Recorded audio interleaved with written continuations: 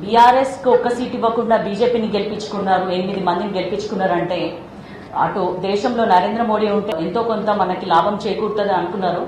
కానీ అదొక దుర్దినం. మనకి 23వ తారీఖు కనీసం ఒక్క పైసా కూడా తెలంగాణకి ఇవ్వకపోవడం అనేది చాలా అన్యాయం. ప్రజల ఆశలన్నీ కూడా వమ్ము చేశారు. వాళ్ళు ప్రజల ఆశల మీద, ఆకాంక్షల మీద నీళ్లు చల్లారు. 8 మంది బీజేపీ ఎంపీలు ఒక్కరు కూడా నోరెత్తలేదు.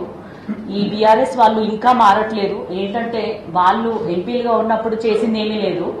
జస్ట్ మేము వచ్చి 3 నెలలు అవుతుంది. మరి వాళ్ళ విమర్శలు కేవలం కాంగ్రెస్ ఎంపీల మీదైనా, బీజేపీ ఎంపీలు ఏం చేశారని బీజేపీలో ఉన్న 2 మంత్రులు కూడా కనీసం నోరు కూడా ఎత్తలేదు, లేదా నిరసనలో కూడా పాల్గొనలేదు, లేదా మాకు అన్యాయం జరిగిందని కూడా వాళ్ళు ఒప్పుకోవట్లేదు. వాళ్ళ మొహం ఎక్కడో చాటేసినా కూడా మేము ఒక సమ్మె గాని ఒక ధర్నాలాగా చేపట్టినా కూడా వీళ్ళు ఏం చేయట్లేదు 2 రోజుల నుంచి.